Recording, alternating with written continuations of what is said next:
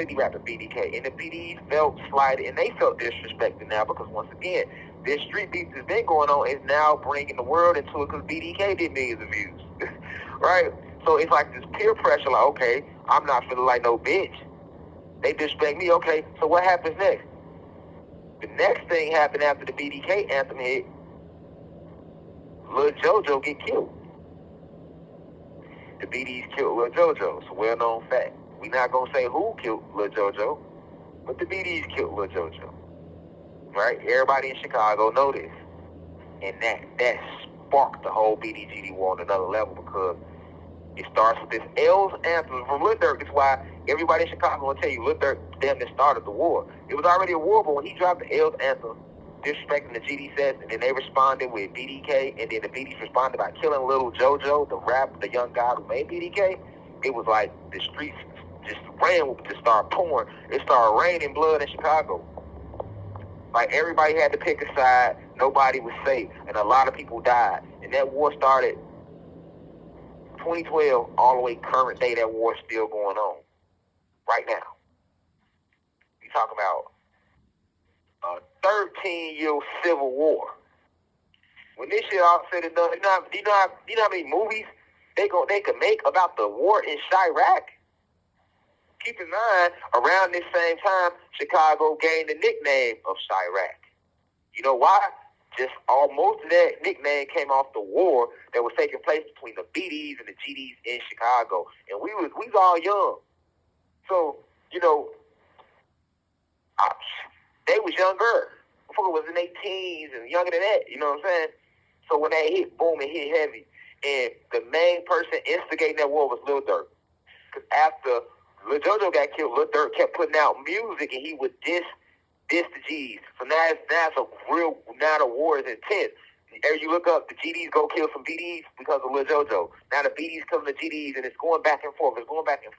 But what made it spark out of control is because Lil Durk, he's getting bigger, and he's making all these songs.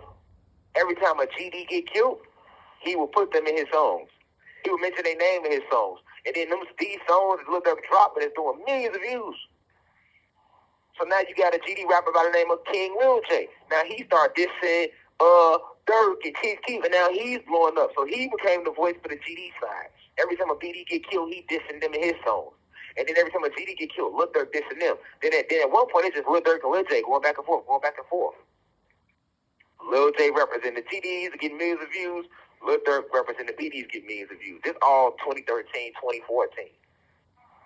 Meanwhile, on the street side of things, this war is going crazy. They sliding every day, killing the fuck out of each other, these BDs and these GDs.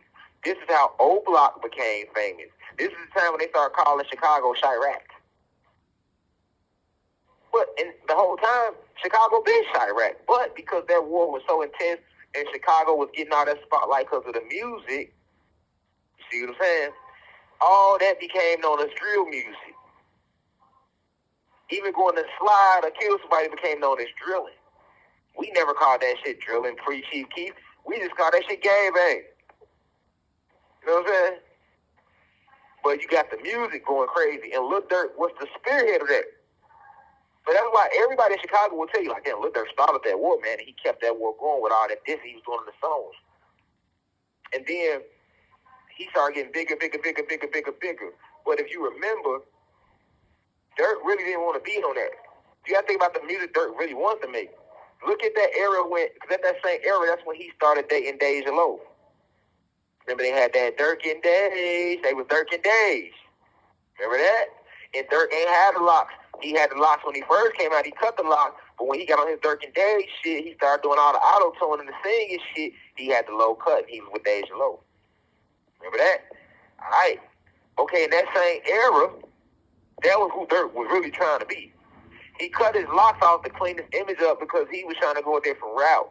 You know what I'm saying? Keep in mind, all the niggas that he grew up with, all the guys he grew up with, they killers, man. He grew up around killers. He from 64th and Norwood. That's Lamron. That's what the L stand for. And the L's after L's up for Lamron.